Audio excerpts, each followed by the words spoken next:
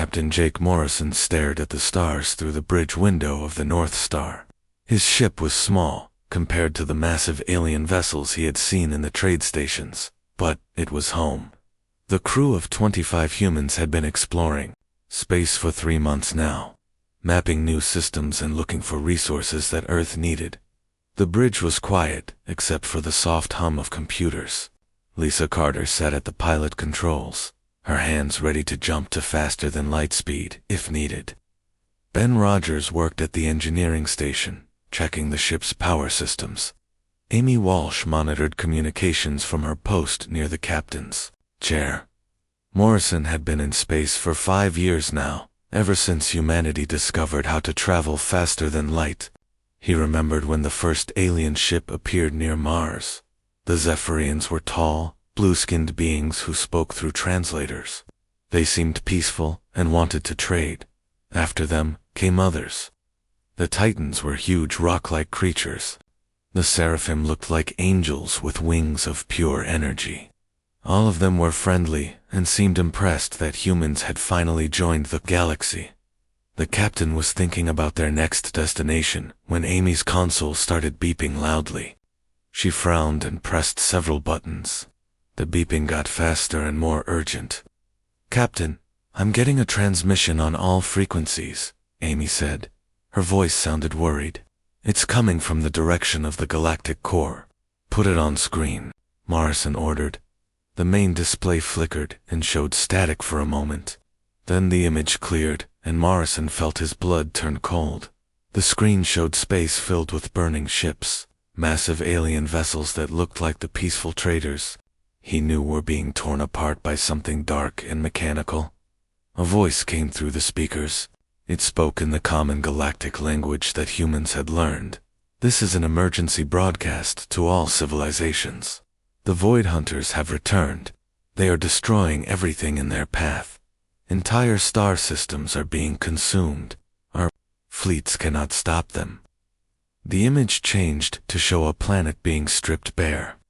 Huge machines covered its surface like metal insects, breaking down everything they touched. Mountains disappeared in hours. Oceans boiled away. The machines built more of themselves from the destroyed matter. "We are the Galactic Council," the voice continued. "We represent 12 advanced civilizations with combined military experience of over 50,000 years. We have fought wars across the galaxy. We have weapons that can destroy suns. But we cannot stop the Void Hunters." Morrison watched in horror as more footage played. The elegant Seraphim fighters he had seen at trade stations were being swatted from space like flies. Titan warships, each one larger than Earth's largest city, crumbled under the assault of dark mechanical shapes. "The Void Hunters are not alive, as we understand life," the broadcast explained. "They are machines with one purpose. They consume matter and energy to build more of themselves. They have been sleeping at the edge of our galaxy for millions of years. Something has awakened them."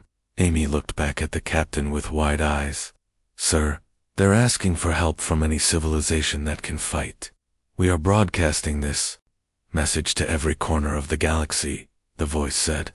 "If your people have weapons, if your people have ships, if your people have any way to fight, please respond. The Void Hunters are moving toward the galactic core.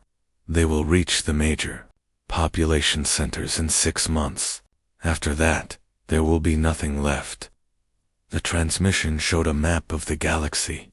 Red dots marked the areas where the Void Hunters had attacked. The pattern was clear. They were moving in a straight line toward the center, where billions of aliens lived on thousands of worlds. Ben Rogers stood up from his station. "Captain, we have to help them." "Help them how?" asked Kate Sullivan, Morrison's second-in-command. She had been quiet during the broadcast, but now her face was grim. "Did you see those ships getting destroyed?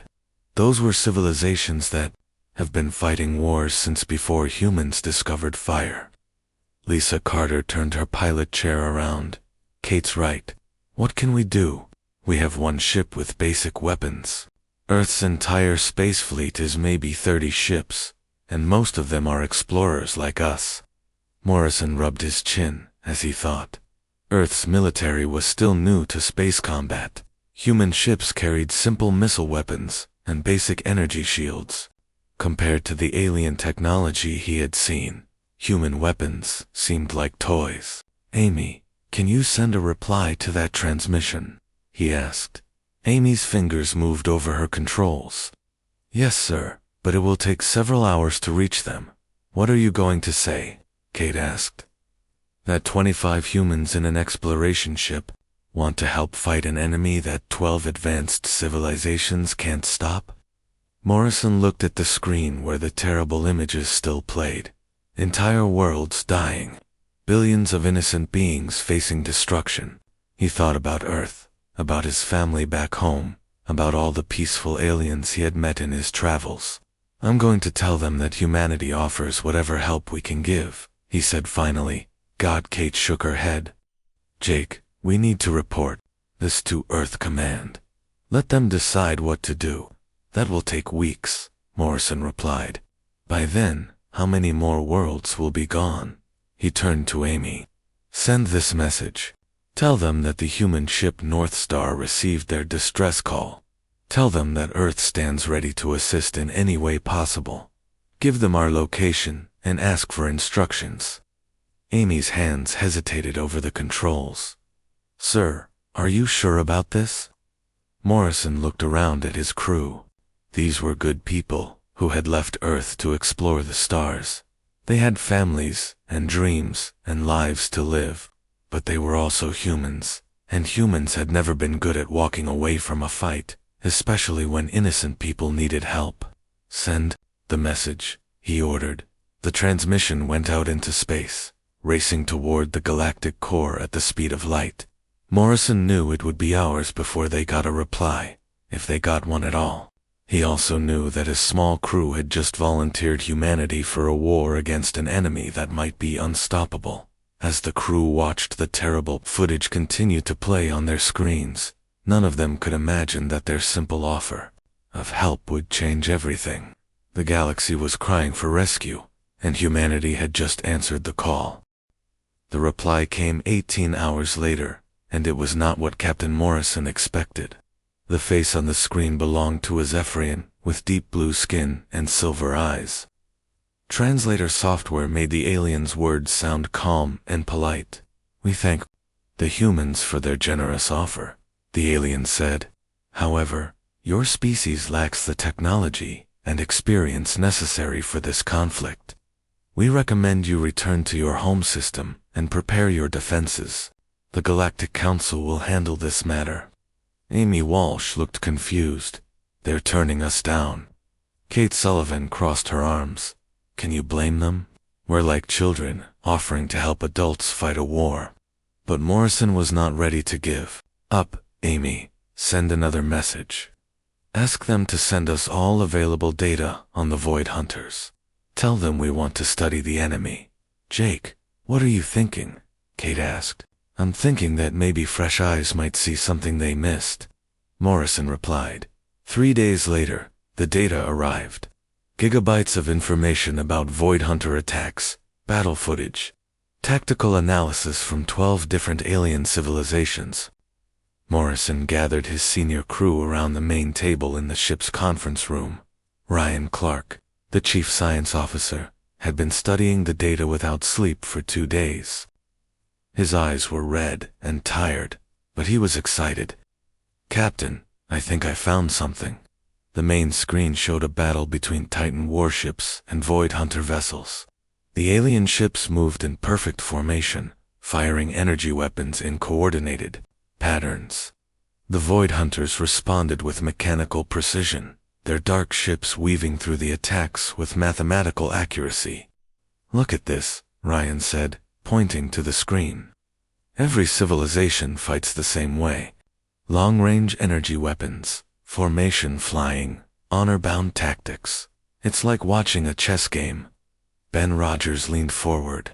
"And the Void Hunters play chess better than anyone." "Exactly," Ryan continued. "Their artificial intelligence can calculate every possible move the aliens might make.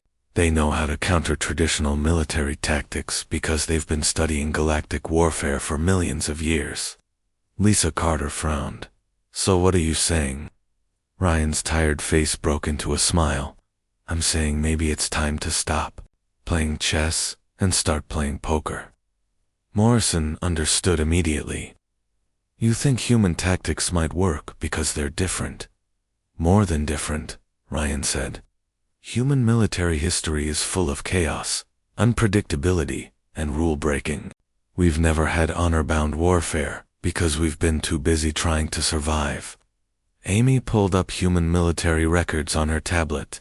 Guerrilla warfare, ambush tactics, psychological operations, combined arms, assault. None of this appears in the alien battle data. Kate still looked skeptical. Even if our tactics are different, we don't have the firepower to hurt these things. Ryan shook his head. Maybe we don't need to hurt them directly. Look at this analysis of their communication systems. The screen showed technical diagrams of Void Hunter ships. Ryan highlighted several components. They're all networked together through quantum communication. It's incredibly advanced, but it's also incredibly complex. Complex systems have vulnerabilities. Ben's engineering background made him see the point first. You're talking about electronic warfare. Primitive electronic warfare, Ryan corrected. Earth's computer viruses are crude compared to alien cybersecurity systems, but the Void Hunters are using communication protocols that are millions of years old. They might not be prepared for something as simple as a human computer virus. Morrison felt excitement building in his chest. Amy, send a message to Earth. Command, tell them we need Admiral Hayes and the entire space fleet out here immediately. While they waited for Earth's response, Morrison made a decision that would change everything. Against direct orders from the Galactic Council, he ordered the North Star toward the conflict zone. If human tactics were going to work, they needed to see the enemy in action. The journey took 4 days. When they arrived at the Kepler system, Morrison saw the devastation firsthand. 3 planets had been completely stripped of matter. Space was filled with debris from destroyed alien ships. In the distance, dark mechanical shapes continued their work of destruction. My God, whispered Lisa Carter. But Morrison was not looking at the destruction. He was looking at how the Void Hunters moved. Their ships flew in perfect mathematical patterns, never wasting energy, never making mistakes. They were efficient, logical, and completely predictable. Ryan, are you recording this? Morrison asked. Every second, Captain. For 6 hours, they watched the Void Hunters work. The mechanical ships followed the same patterns over and over. When alien survivors tried to attack, the Hunters responded with calculated precision. But Morrison noticed something important.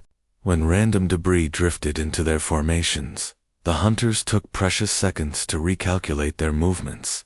They don't like chaos, Morrison said quietly. 2 weeks later, Admiral Carol Hayes arrived with Earth's space fleet, 37 ships, including destroyers, cruisers, and the flagship Valor. The fleet looked tiny compared to the massive alien vessels they had seen in the broadcasts.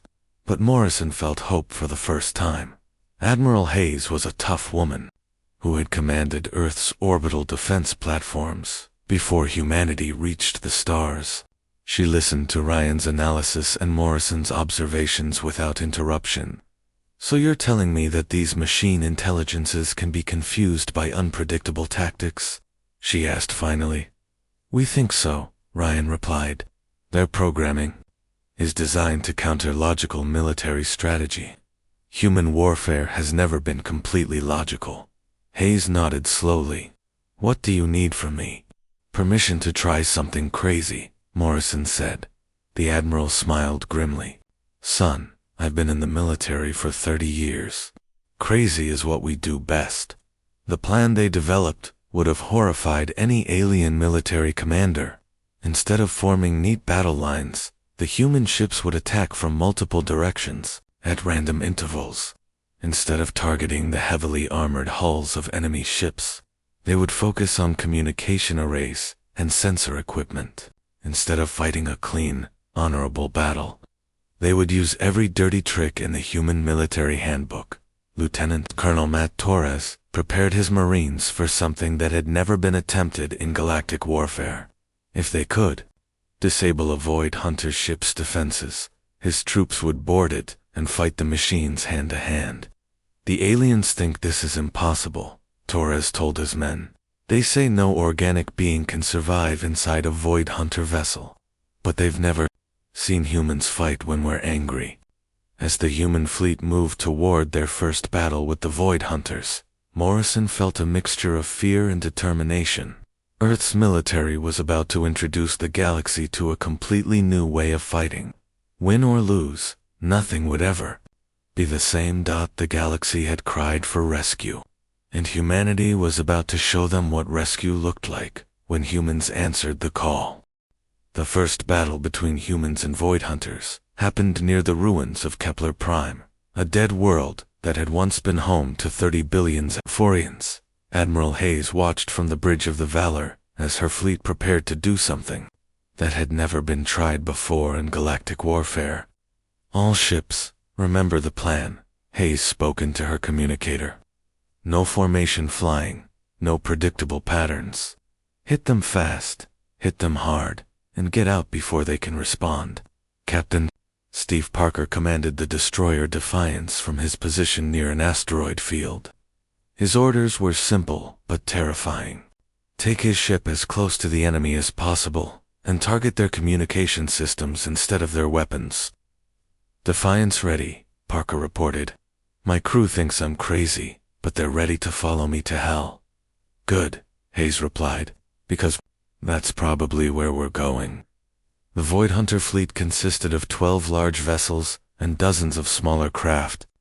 They moved through space in perfect geometric patterns, just as Ryan Clark had predicted. Their dark hulls seemed to absorb light, making them look like holes in space itself.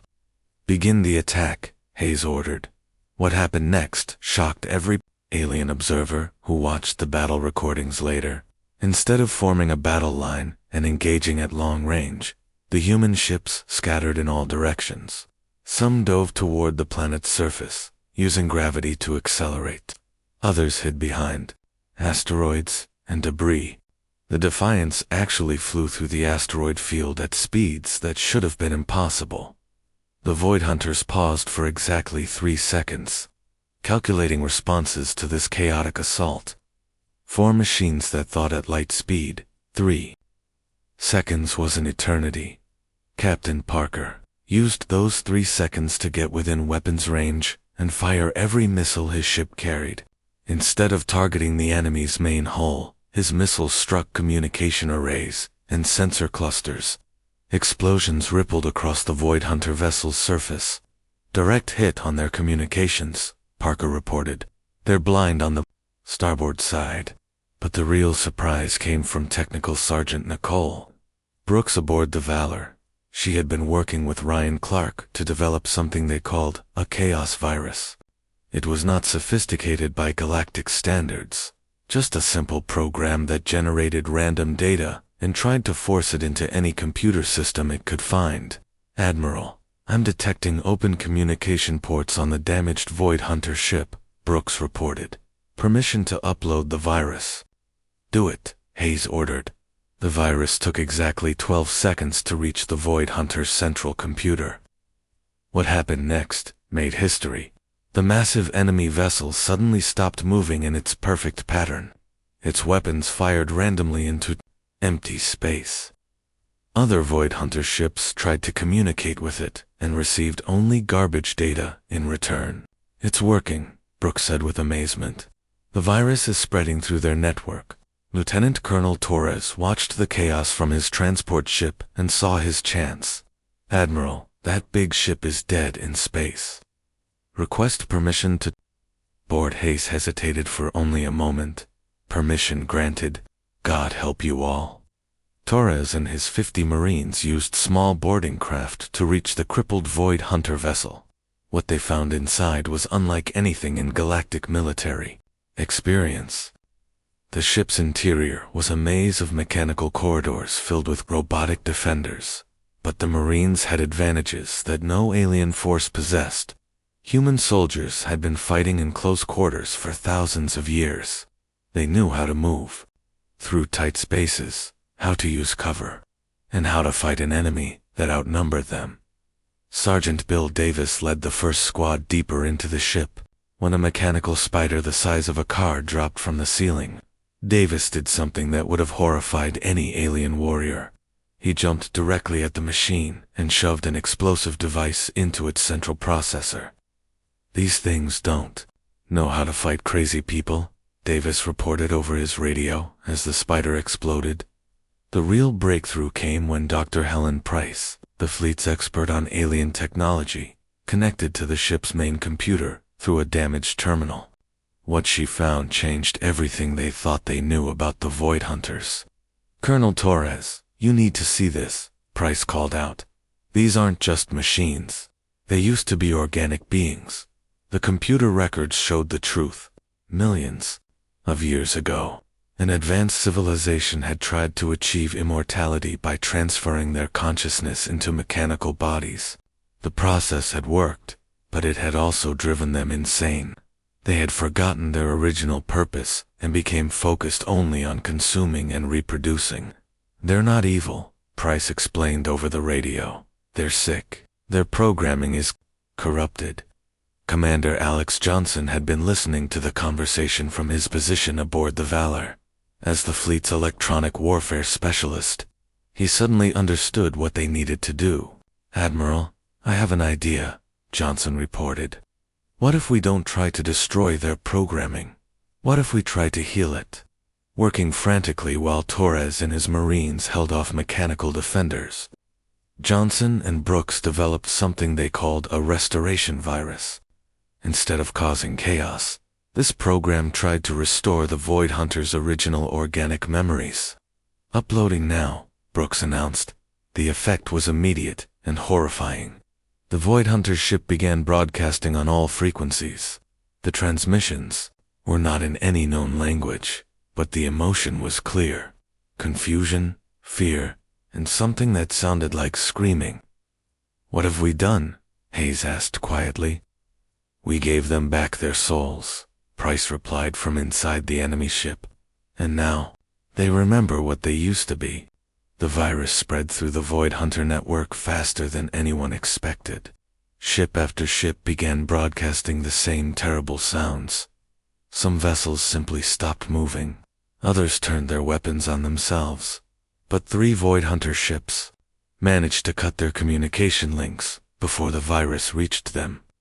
These vessels began moving toward the human fleet with obvious hostile intent.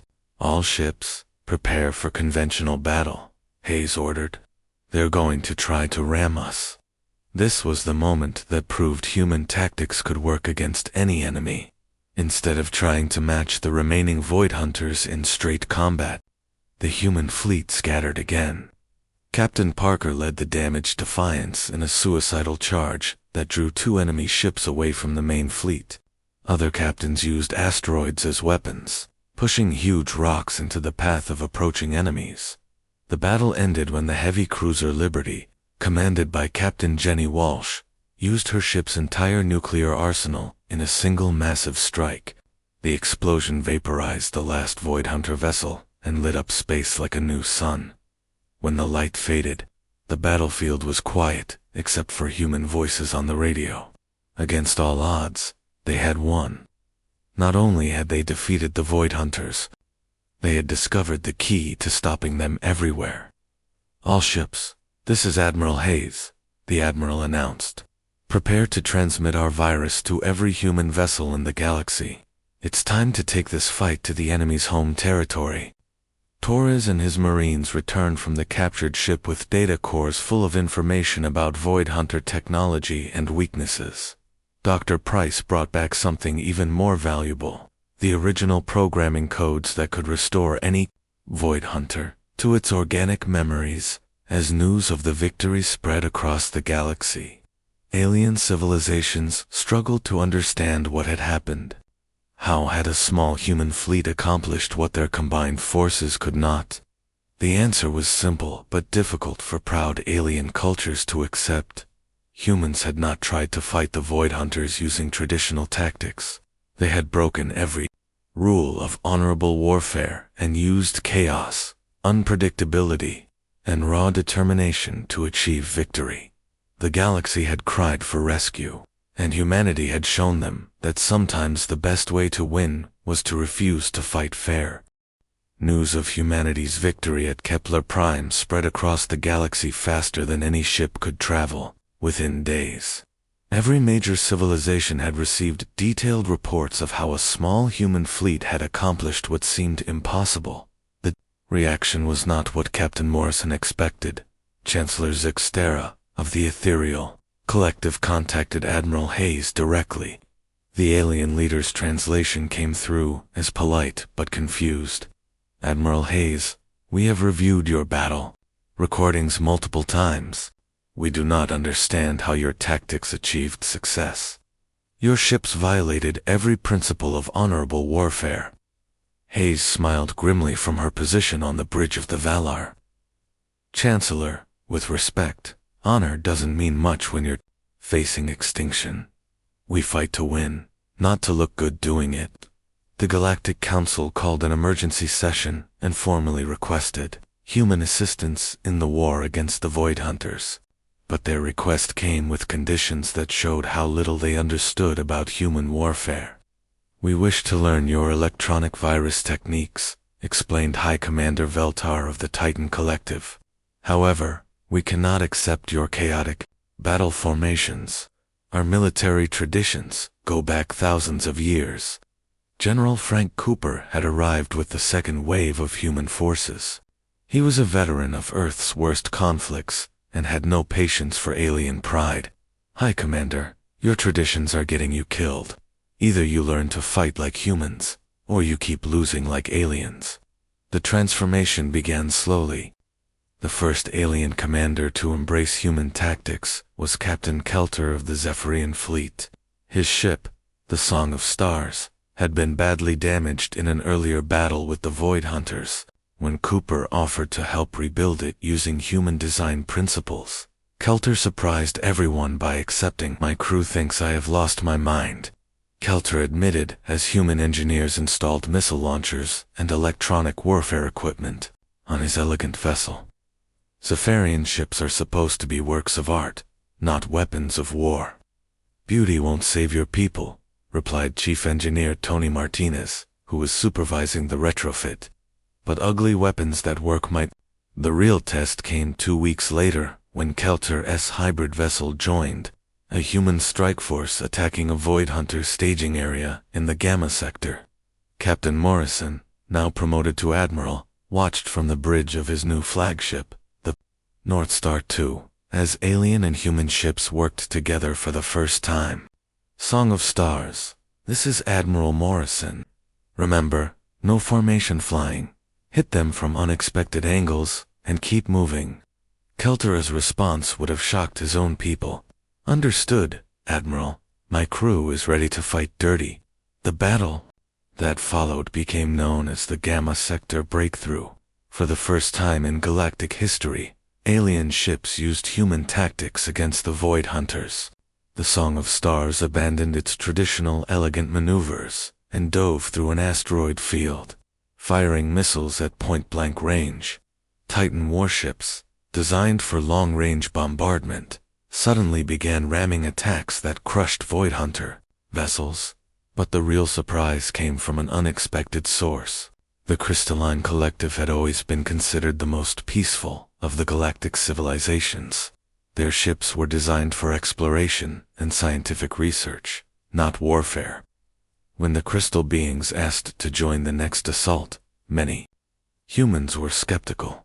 Lieutenant Colonel Torres, now commanding a full Marine regiment, met with Zeftal, a crystalline warrior who had volunteered for boarding operations. The crystal being's body sparkled with internal light as it spoke through a translator. "Colonel Torres, my people have studied your combat recordings. We wish to learn close quarters fighting. Torres looked at the alien's fragile crystal structure and shook his head. No offense, but you'll shatter the first time you hit something hard. Zeftal's response surprised him. Colonel, we do not break as easily as you think, and we have advantages that organic beings do not possess. The next boarding action proved Zeftal right, when Torres and his Marines stormed a Void Hunter command ship. The Crystal Warrior moved through the mechanical corridors like liquid light. Its crystalline body could squeeze through gaps too small for humans, and its natural energy projection could overload electronic systems just by touching them. I take back everything I said. Torres radioed to Admiral Hayes. These crystal people are natural boarding specialists. As human tactics spread throughout the galactic military, old enemies began working together for the first time in centuries.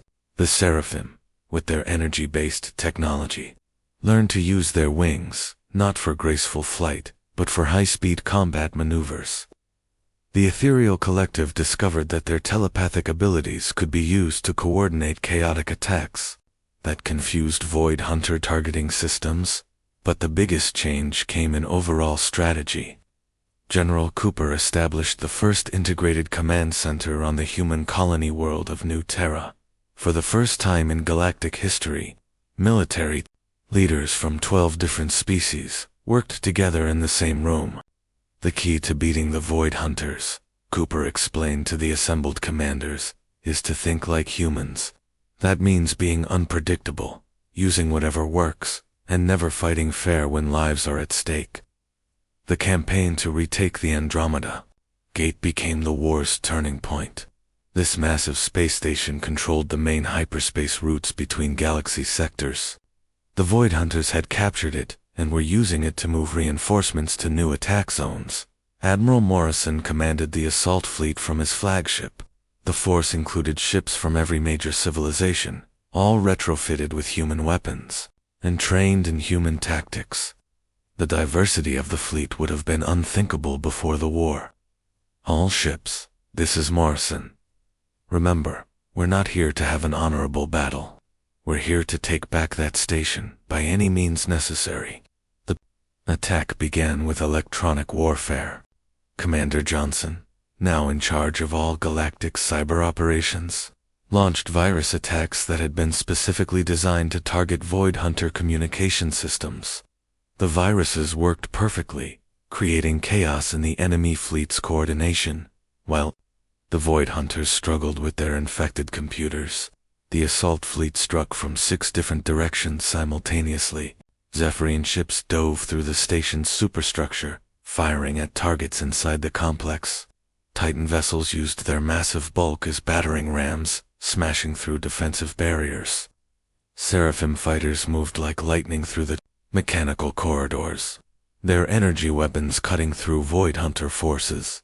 But the most crucial part of the mission fell to Chief Petty, Officer Dana Lewis, and her mixed team of human engineers and alien technicians.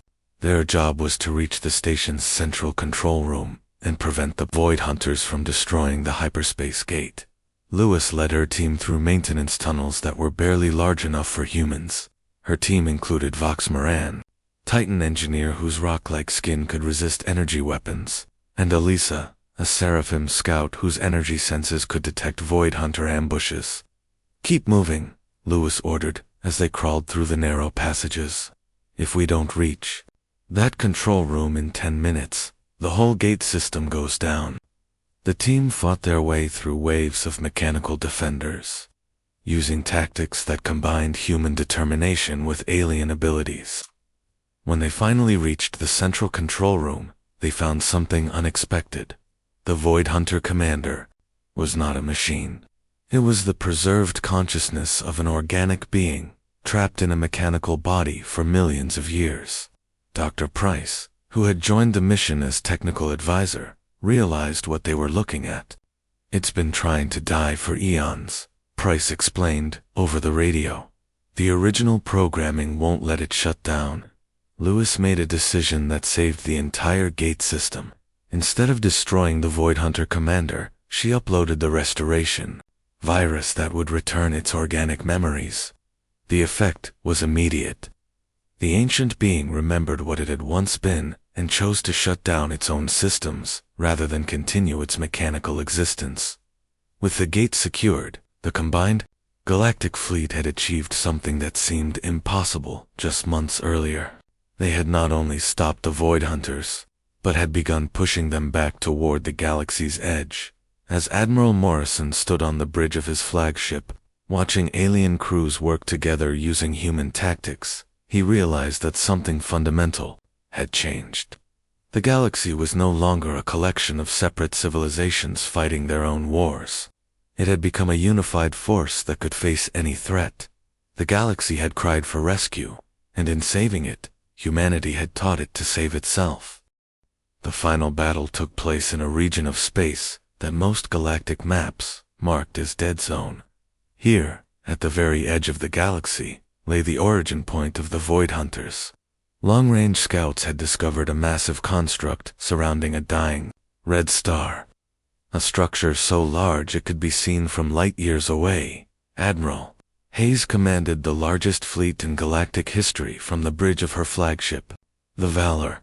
Around her, the combined might of 13 civilizations moved in formations that would have been impossible before humanity arrived. Human destroyers flew alongside Titan dreadnoughts. Cepharian cruisers coordinated attacks with Seraphim fighters. The Crystalline Collective had contributed their most advanced science vessels, now equipped with human weapons. All fleet commanders, this is Admiral Hayes, she announced over the communication system. What we're looking at is the Void Hunters' original home. Every machine intelligence in the galaxy was born from that structure. We end this here, or we don't end it at all. The construct was beyond massive. It wrapped around the entire star, like a metal shell, drawing energy from the dying sun to power its ancient systems. Millions of Void Hunter ships moved in perfect patterns around the structure, their dark hulls creating geometric shadows against the red light. Captain Morrison, now commanding a battle group of mixed human and alien vessels, studied the tactical display with growing concern. Hayes, we're looking at the entire Void Hunter civilization. There must be 10 million ships out there. Then we better make sure our plan works. Hayes replied grimly. The plan was pure human thinking, developed by General Cooper and refined by the greatest military minds of 12 civilizations. Instead of attacking the construct directly, they would target the star itself. Dr. Helen Price had discovered that the dying sun was held in artificial stability by the construct's control systems. If they could disrupt those systems, the star would collapse into a black hole, taking the entire Void Hunter civilization with it. But first, they had to get past 10 million enemy ships. Begin Operation Chaos Storm, Hayes ordered.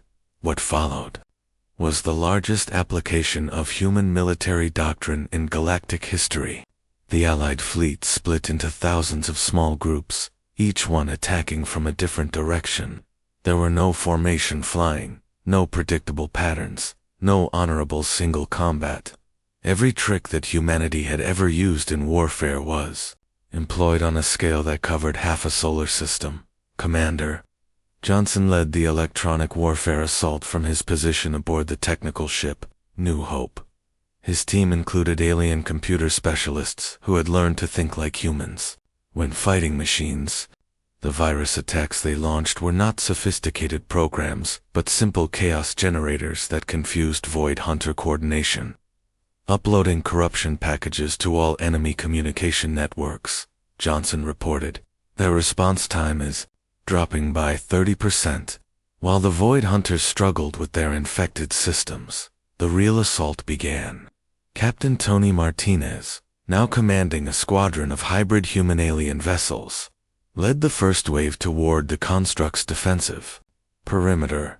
His ships moved like a swarm of angry insects, impossible to track or target effectively. Defenses are responding to our attack, Martinez reported as energy beams lashed out from the construct, but they can't hit what they can't predict.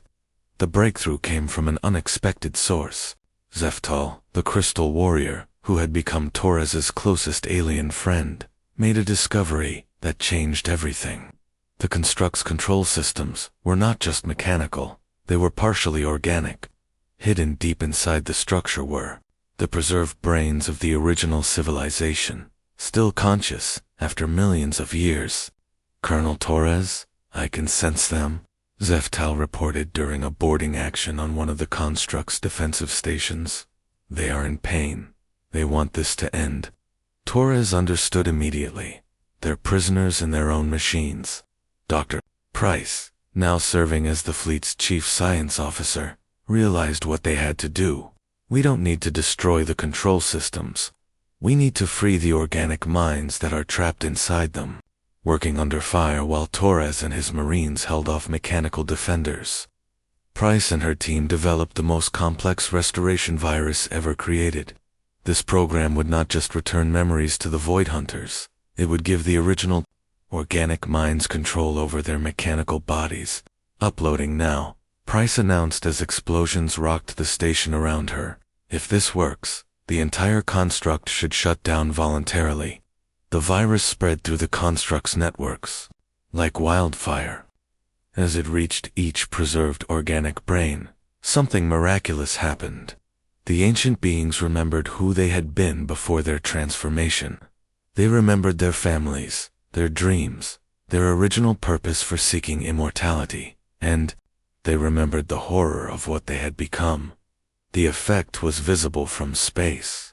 The perfectly ordered Void Hunter ships began moving erratically as their organic controllers regained consciousness. Some vessels simply stopped moving. Others began broadcasting messages in languages that had been dead for millions of years. But the most dramatic change came from the construct itself. The massive structure began to contract, pulling away from the dying star. As it moved, it sent out a signal that reached every Void Hunter ship in the galaxy. Admiral Hayes listened to the translated message with tears in her eyes. We remember who we were. We remember what we lost. We choose to end this nightmare. Forgive us for what we became.